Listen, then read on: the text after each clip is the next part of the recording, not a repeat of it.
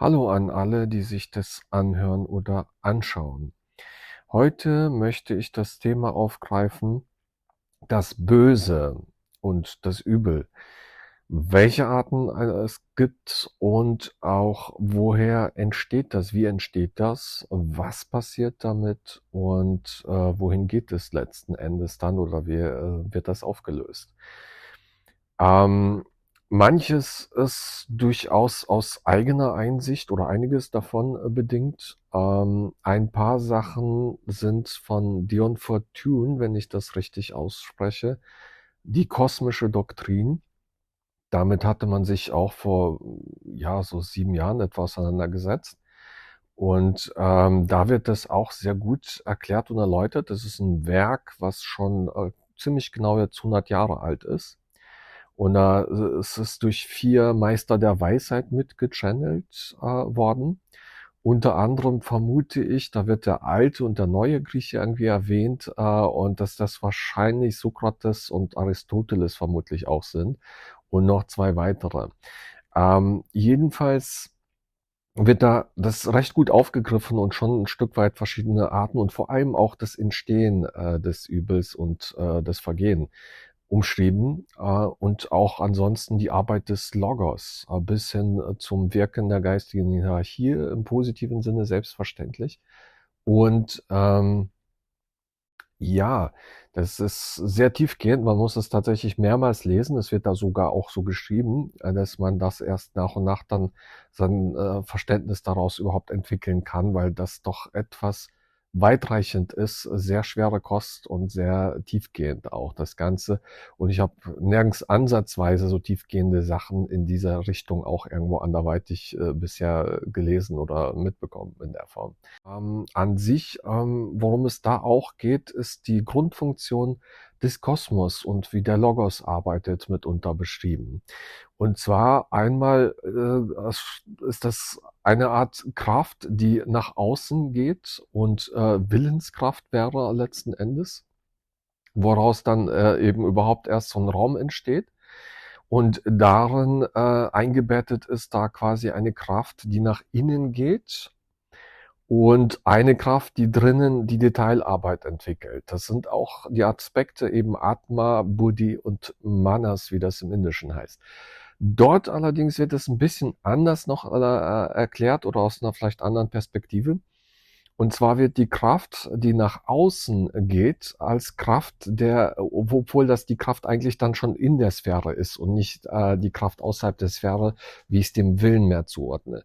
Und in der Sphäre ist eine Kraft, die nach außen geht und die an sich überhaupt die Evolution erzeugt. Und dann hat man eine Kraft, die als Evolution verstanden wird, die nach innen geht und die mit Liebe gleichgesetzt wird. Und die Kraft, die nach außen geht, die wird als Ursache auch des Bösen letzten Endes qualifiziert. Zumindest wenn man da, sag ich mal, über die Stränge schlägt irgendwo. Und ja, die Ursache letztlich ist einmal, Involution ist auch so, dass das nach innen geht und die Liebe ist, aber das wird auch zu einer statischen Kraft, wenn es, sag ich mal, keine evolutionäre Gegenkraft hätte. Und deswegen gilt diese evolutionäre Kraft eigentlich als böse oder bringt zumindest Böses gelegentlich hervor, weil es in Widerstreit zu dieser involutionären Kraft steht, die nach innen zu Gott geht. Aber diese würde ohne Widerstände einfach statisch werden. Das würde alles nicht funktionieren. Aus diesem Grunde benötigt man auch diese evolutionäre Kraft, die nach außen geht. Und ansonsten ist die Entwicklung dort so beschrieben, dass es eben erstmal die Devas sind, die dem vorausgehen und verschiedene geistige Formen bilden. Und dann erst kommt die evolutionäre Entwicklung der Spezies ins Spiel, die dann diese Formen nutzt und sich darin entwickelt. Und die Ausflüsse quasi nach außen sind es letzten Endes, die dann bis zu einer Begrenzung der äußeren Sphäre kommen, ich sag mal der Aura des Logos. Und dann findet eine Umkehr statt. Das bedeutet, dass das Leben sich dann erkennt als dass es da quasi an seine äußerste Grenze gegangen ist und dass es Zeit ist, nach Hause zu gehen, also in die involutionäre Entwicklung nach innen sich wieder umzukehren und dann zurückzugehen. Und das Böse entsteht an der Stelle, wenn es diesem Drang nicht widersteht und weiter nach außen gehen will. Und dieses Durchdringen dieser Barriere führt dazu, dass die Menschen, die da jetzt da durchgehen würden oder die Seelen, dann selber wie eine Art zu Göttern werden, weil sie dann keine Gesetze mehr haben, denen sie unterworfen sind und verschiedene Macht haben, aber die haben diese geistigen Fähigkeiten nicht erworben, um dort überhaupt zu sein, weil das bedingt wieder dass das eigentlich ein Logos ist, ein Logos, der dann neu entsteht, wenn er alles quasi handhaben und beherrschen kann. Unter anderem, wobei es verschiedene geistige Pfade der Entwicklung gibt. Nicht jede Seele wird zu einem Logos, zu Sonne und ähnlichem. Ähm, und das Durchdringen dieser Barriere führt dazu, dass man da nach außen kommt und dann bekommt man kein Leben mehr von Gott. Dann hält man sich ja selber quasi für Gott. Das ist auch das, was andeutungsweise in den Schriften oder in der Bibel auch erwähnt wird.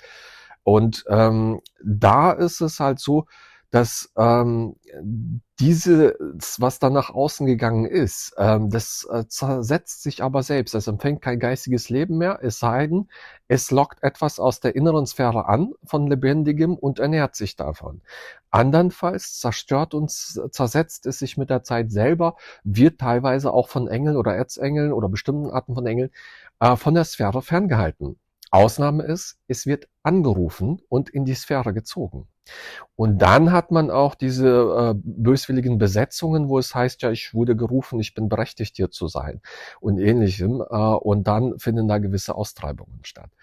Und dieses, was nach außen gegangen ist, das kann auch auf einem unterschiedlichen Niveau sein. Das kann, sage ich mal, eine Spezies auf der 3. Dimension sein, eine Spezies auf der 5. Dimension, 7. Dimension oder 9. Dimension als Beispiel.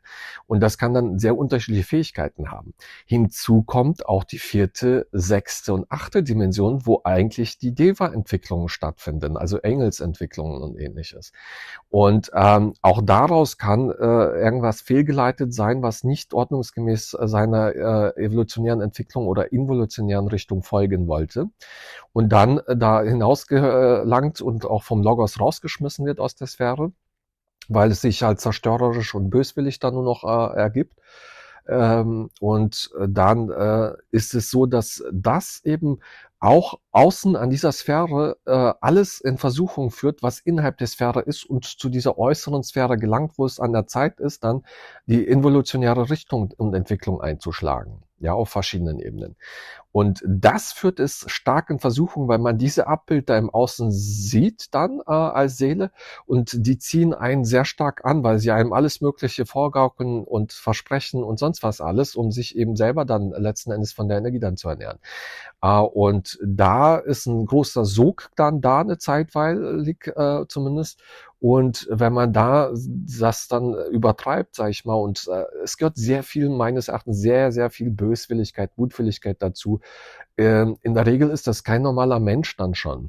Weil das wird dann schon mindestens, sage ich mal, eine Art Massenmörder sein oder halt, ja, also Serienmörder, sowas halt in der Richtung und völlig durchsetzt und fremdbeherrscht schon sein, schon zu Lebzeiten. Wird da kaum noch irgendwie vernünftige Seelenkraft dahinter anzutreffen sein. Und das ist meines Erachtens auch eher selten und keinesfalls die Regel, ja, um das mal klar zu machen. Und es kann halt ein sehr unterschiedliches Niveau haben und sehr hoch sein auch, wobei da vieles sich eher auf die eigene Sphäre, der es entstammt, dann richten wird, weil es da mehr vertraut damit ist. Aber die Frage ist, wie weit auch dieses böse, satanische auch richtig gehend angerufen und in die Sphäre dann wieder geholt wird dadurch.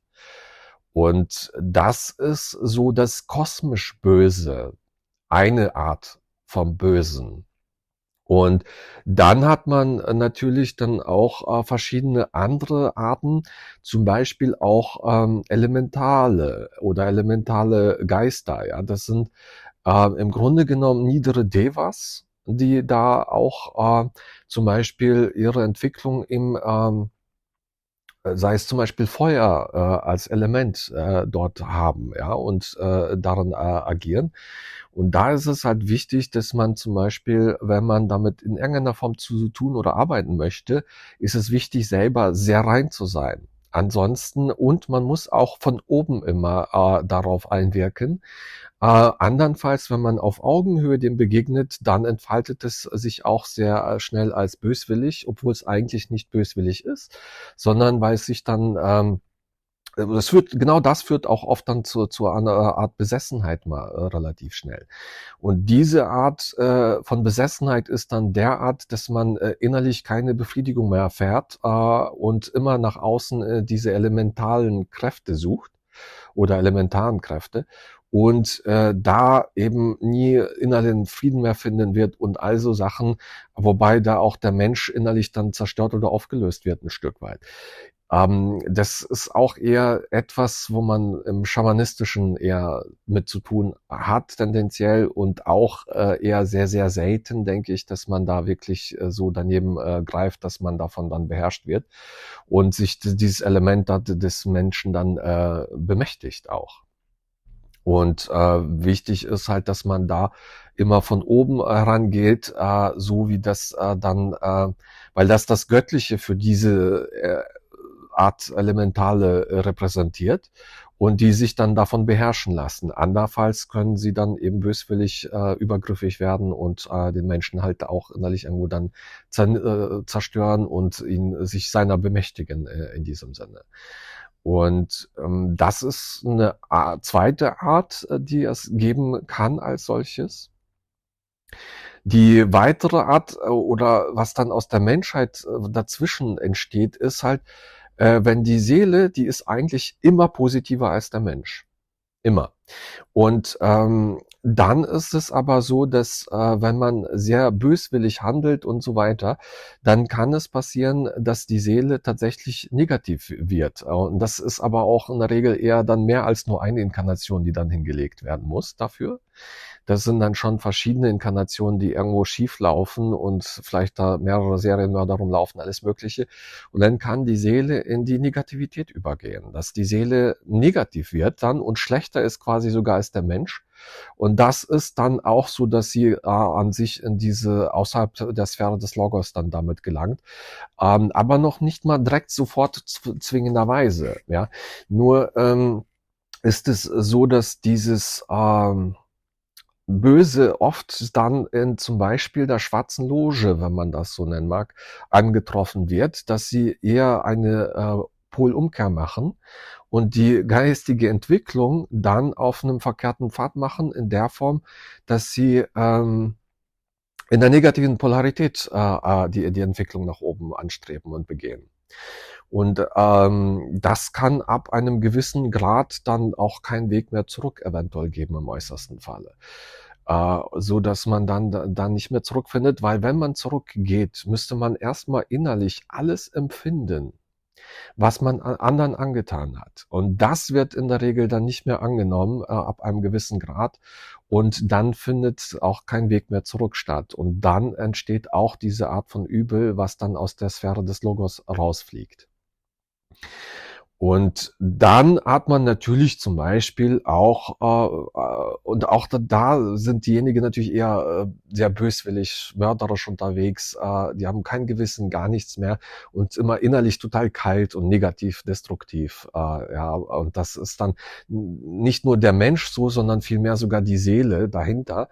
Und die ist dann quasi finsterer als der Mensch. Und das ist auch meines Erachtens sehr selten eher und bedarf so sehr viel Mutwilligkeit zum Bösen hin, bis man da hineingelangt und dann eben auch irgendwann mal den Pfad nicht mehr zurückfindet ins Licht. Und dazu hat man natürlich zum Beispiel noch weitere verschiedene Arten, wie zum Beispiel negative Auswärtige, die auch in erster Linie ist es auch fast immer bei allem Bösen markant, dass die immer nur den eigenen Vorteil suchen, nur ihre eigene Selbstsucht und so weiter und irgendwann mal auch teilweise bei auswärtigen Negativen ist es so, dass sie sich vom Emotionalkörper oft trennen, auch mit genetischer Manipulation oft und sich dann nur noch ins mentale Feld extrem reinsteigern, also mentale Monster im Gehör zwar werden, aber Auch da geht dann teilweise sogar eine ganze Spezies vor die Hunde und geht verloren dadurch durchaus, wenn da dann der Weg dann der überschritten wird. Und natürlich entsteht auch von dieser Art auch nochmal Böses, auch auf der Erde nicht wenig dann, was damit eingebracht wird. Und das sind so schon mal die wesentlichsten Kerne, sage ich mal, des Üblen und Bösen, die man hier angesprochen hat. Und das, was darüber hinausgeht, wird dann auch eben von der Sphäre ferngehalten in der Regel irgendwann und kommt da nicht mehr in die Sphäre des Logos, des eigenen Sonnenlogos, aus dem das Wesen sich entwickelt hat, zum Beispiel im Sonnensystem. Damit bleibt man auch innerlich irgendwo immer verbunden. Ja, je nachdem, welche Entwicklung man gemacht hat, das bleibt in einem. So wie man sich selber als Kind beinhaltet, so beinhaltet man auch diese Entwicklungen dann letztlich. Und die Seele, die kann viele Inkarnationen parallel auch haben. Also die Zeit spielt ja da nur eine untergeordnete Rolle in diesem Sinne. Und so dass sie sich auch in verschiedenen anderen unterschiedlichen Spezies inkarnieren kann und da seine Entwicklung und Erfahrung machen kann, je nach dimensionaler Entwicklung und so weiter. Und Zwischenebenen dann entstehen auch nochmal zum Beispiel die Astralen, viele astrale negative Wesen, die auch ganz häufig gechannelt werden. Die sind so ein Stück weit, orientieren sie sich an der Aura zum Beispiel eines aufgestiegenen Meisters, schauen, was er von sich gibt und geben ähnliche Sachen dann von sich, geben sich sogar als das aus irgendwo mitunter. Und klar, sie sind dann aber stark daran erkennbar, dass sie ein großes Ego haben. Ja, und sich selber natürlich als die großen Meister ausgeben und irgendwie Verehrung empfangen wollen und so weiter. Also das Gegenteil eigentlich, wie ein Meister der Weisheit arbeitet, der eher auf sehr leisen Sohlen unterwegs ist, mehr im Hintergrund bleibt, nur positiv, entweder positive Einflüsse liebestechnisch technischer Natur oder halt auch geistige Inspiration und sowas alles gibt, aber ansonsten meistens auch nur dann herantritt, wenn er irgendwie gerufen wird, in positiver Weise natürlich irgendwo, oder halt in dem, was da sich aufdrängt, ist fast immer das Negative, was dann ungefragt sich irgendwo aufdrängt, einmischt und so weiter und dann auch, ja, man das schwer los wird in diesem Sinne, wenn man damit sich erstmal stärker verbunden hat. Und wenn man zu viel damit verbunden ist, dann merkt man irgendwann mal auch nicht den Unterschied, man ist in diesem Sog drin und sieht das dann als das Licht an und so weiter, aber im Grunde genommen ist das immer negativ, man kann es auch merken, dass das immer irgendwie negativer Polarität unterliegt, das Ganze. Und ähnlich auch dann diese Botschaften, die dann immer etwas verdreht sind, negativ sind und so weiter. Und diese astralen Wesen, ja, das ist auch nochmal so ein Teil. Im Grunde genommen handelt es sich aber oft um eine Zwischenebene, weil wenn man die 6 Ebenen der Evolution nimmt bei den Spezies, also erstmal die 3 Erfahrungswelten, dreidimensionale Welt mit physisch, astral, mental und dann die 5-dimensionale Welt mit aktuell beim Menschen mehr die Entsprechung beim Kausalkörper, Energiekörper und den Chakren zu finden und dann die Äther-Evolution oder Äther und Aura, die 7. Dimension und dann die 9. Dimension der Lichtkörper oder Geistmonade und so weiter. Und wenn man das nimmt und da die 6, also das 7. wäre eigentlich das kosmische Übel, was eben sich selber für Gott hält, aber außerhalb des Logos ist und der Vernichtung entgegenschreitet und Selbstzersetzung. Und dann bei diesen Astralen ist es oft so, dass das ein Teil der Inkarnation ist, der zurückbleibt, der von der Seele nicht aufgenommen wird. Es kann noch lange Zeit dann zur Seele zurückkehren und von der Seele eingesammelt werden, wenn diese sich zum Beispiel auch indem sie sich weiterentwickelt, auch dann das bewusst einsammelt und zu sich wieder zieht. Oder indem diese astralen Reste dieser Seeleninkarnation dann ins Licht selber gehen und finden. Ja, und dann verbinden sie sich wieder mit der ursprünglichen Seele. Andernfalls sind es gewisse Seelenanteile, die dann sonst verloren gehen können auch. Ja. wenn es auf dieser Astralebene bleibt oder sich tatsächlich dann in dieses kosmische Negative abdriftet und außerhalb der Sphäre des Logos dann irgendwann mal landet. Ansonsten, da hat man diese Sphäre der Evolution. Man hat die Involution auf der inneren Seite, wo man quasi zurückgeht und nach oben geht oder auch teilweise nach unten sich in die Verdichtung begibt als Seele, um da auf einer niederen Stufe eben eine Evolution zu betreiben. Und dann kann es auch dazu führen, dass gewisse Seelenanteile sogar ins Tierische abdriften. Das wird bei der Menschheit eher weniger der Fall sein, weil man schon relativ nah am 5. Naturreich an der Seele ist oder der 5. Dimension und aufwärts, so dass das schon einen sehr hohen Anspruch hat, überhaupt hier zu sein aktuell, so dass da Übergänge auch vom Tierreich ins Menschenreich eigentlich hier auf der Erde nicht wirklich mehr stattfinden. Das ist dann eher in anderen Welten so, dass wo da das 4. Naturreich, das Menschenreich noch sehr nah am Tierreich ist und eher primitiver Art ist, da finden dann Übergänge dann statt vom Tierreich ins Menschenreich oder auch umgekehrt, so wie das in der Bhagavad Gita steht und das im Buddhistischen oft verstanden wird. Aber das bedarf auch sehr viel gelebter Primitivität, sage ich mal, und niederer Aspekte und so weiter, dass man sich da irgendwo auch rückentwickeln kann. Ja, und dass die Seele dann wieder in eine Tierevolution abgleitet, ein Stück weit und sowas alles. Ja, auch das kann es grundsätzlich geben. Aber das ist eigentlich sicherlich überhaupt kein Problem hier auf der Erde oder der Menschheit. Und das wären so nochmal diese astralen Wesen. Das sind meistens irgendwelche Restseelenanteile, die dann irgendwie zurückgebunden blieben und erdgebunden sind, erdgebundene Geister. Das ist das Thema des Übels, auch nochmal ein Stück weit. So, das wäre so im Großen und Ganzen schon das Thema des Übels, was man mal anbringen und ansprechen wollte. Also es gibt unterschiedliche Arten. Und letzten Endes ist es eigentlich auch evolutionsbedingt. Und wenn man immer gegen die natürliche Evolution verstößt, ja, und sehr, sehr viel Mutwillen zum Bösen aufbringt, bis das so weit kippt, dass man da tatsächlich in dieses Kosmische abgleitet. Und das ist auch in der Offenbarung oder Bibel auch als der zweite Tod umschrieben. Der erste wäre, wenn man seinen physischen Körper ablegt und einfach dann zur Seele wieder zurückgeht. Durch diesen Lichttunnel, der da erwähnt wird, das ist eigentlich für mich das Einsammeln von der Seele an Seite aus, das Einsammeln der Inkarnation. Und dann gibt's halt diese erdgebundenen Geister, wo gewisse Seelenanteile, und die Seele inkarniert ja nie vollständig in eine Inkarnation. Das ist nur immer ein kleiner Teil der Seele so gesehen. Ja, also das bedarf wirklich viel verschiedener Sachen, damit da wirklich das sehr Böse entsteht als solches. Ja, und das kann halt auch sehr weit geistig teilweise vielleicht schon entwickelt sein. Ja, gerade wenn es da über die schwarze Loge den Weg der Finsternis nimmt und da seinen Aufstieg auf der negativen Polarisation ergreift. Also wie man das von Weibermus mal erklärt bekommen hatte, ist es so, dass man sogar bis zur zweiten theosophischen Einweihung, das wäre die Beherrschung der Astralebene und des physischen Äthers als Seele, auch noch die negative Polarisation und Evolution so gesehen beschreiten kann. Aber spätestens dann muss man tatsächlich umkehren und die lichtvolle Einweihung dann suchen und nehmen. Bei der dritten Einweihung zum Beispiel, weil dann kommt man sonst wirklich an einen Punkt, dass man da wieder nicht mehr zurückkehren kann dann irgendwann mal. Und so, dass das nicht erstrebenswert ist und auf jeden Fall sehr vieles dann verloren geht, vielleicht gewisse Seelenanteile dann nur noch irgendwann mal gerettet werden können, die dann die üblere Seite und Richtung bestreiten. Vieles geht da verloren. Es kann sein, dass auch die Seele dann von der Geistmonade abgestoßen wird und nicht mehr angenommen.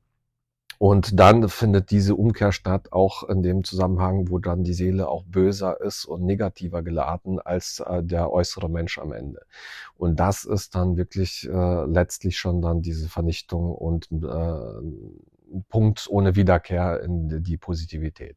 Ja, aber das ist alles eher verhältnismäßig selten. Ja, das ist nicht irgendeine Regel, wo man da mit dem Finger auf andere Menschen zeigen kann. Selbst wenn jemand einen Menschen umbringt, ist das noch lange nicht dieser Punkt. Also er kommt zwar in die negative Polarität dann in der Regel rein damit, aber es ist noch nicht der Punkt, wo er nicht zurückkehren kann. Ja, das ist damit noch lange nicht erreicht. Also das bedarf wirklich sehr, sehr viel bösen Mutwillens, um in diese Richtung zu gehen. Oder halt schwarzer Magie, wenn man sich mit Elementalen und Elementalgeistern quasi anlegt, also Devas zum Beispiel, und auf ihrer Augenhöhe sich mit ihnen irgendwie verbündet, statt eben von oben und selber geistig klar bleibt, bei sich bleibt, etc. Also vom höheren Selbst ausgeht dann zum Beispiel. Wie Meister der Weisheit das dann letztlich auch handhaben.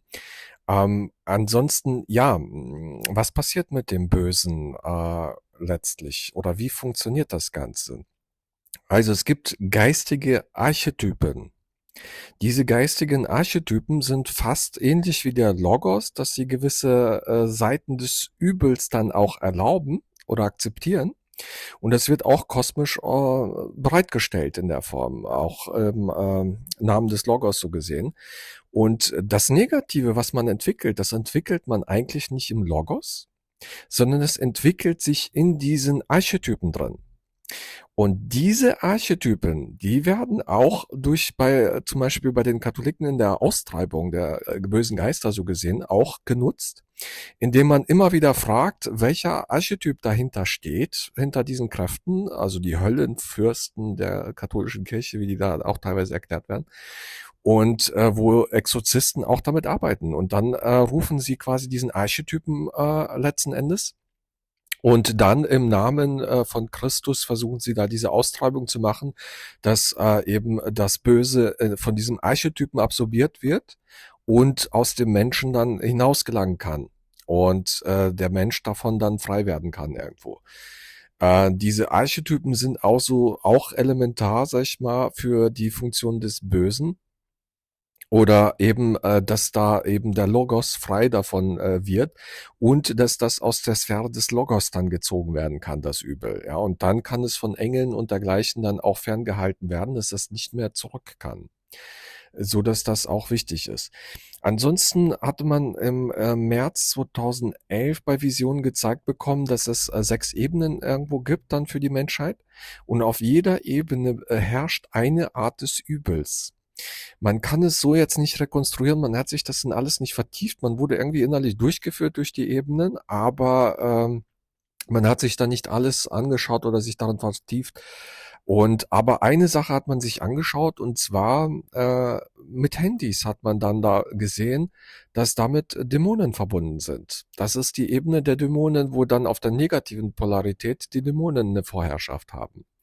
Und dass das stark mit der Handytechnologie verbunden ist, wo man dann ja aber dem Element Luft das Ganze zuordnen würde. Und dass das auf dem Element Luft also die Vorherrschaft von Dämonen besteht. Und auf anderen Ebenen hat man wieder irgendwelche anderen negativen Entitäten, sag ich mal, die da auch mehr oder weniger irgendwo toleriert werden, auch von Logos und der Entwicklung her. Und das wird aber eher dann innerhalb dieser Archetypen befindet sich das Ganze. Also das sind eher Handlanger dieser Archetypen, die da irgendwo in seiner Sphäre quasi ähnlich einem Logos dann agieren und letzten Endes dazu dienen, eben das Negative aus der Sphäre des Logos eigentlich rauszuholen, indem sie das eben verführen. Aber es lässt sich ja nur das verführen, was negativer Art selber auch ist. Das wäre auch noch so ein Aspekt, was passiert mit dem Übel, wo geht es hin? Und letzten Endes, wenn es aus dieser kosmischen Sphäre des Logos hinausgelangt, zersetzt es sich selber, es zerfrisst sich selber letzten Endes, weil es kein Leben mehr von Gott empfängt. Ja, das hat auch weniger mit irgendwelchen Traumata oder sonstigen Kleinigkeiten zu tun. Es ist wirklich mutwillige Böswilligkeit, die über längere Zeit oder von mehreren Seeleninkarnationen einer Seele dann betrieben werden und so weiter, wo das dann erst in diese Richtung kommt. Ansonsten ist alles einfach gemischt. In der Bhagavad Gita heißt es auch, ihr empfangt nicht nur eben das Gute oder Schlechte, sondern auch die gemischten Früchte werdet ihr ernten. Ja, und auch Krishna sagt da noch was Schönes, das möchte man hier zum Schluss bringen. Aus der Bhagavad Gita Kapitel 8, Vers 25. Da heißt es, Gottsucher, welche die astralen Gottheiten anbeten, gehen zu diesen. Wer die Ahnen anbetet, geht zu den Seelen der Verstorbenen. Zu den Naturgeistern gehen solche, die diese suchen. Doch wer mich sucht, der kommt zu mir. Und Krishna ist für mich an sich ein Abgesandter des kosmischen oder galaktischen Logos mit die höchste Wesenheit, die es auf der Erde gab.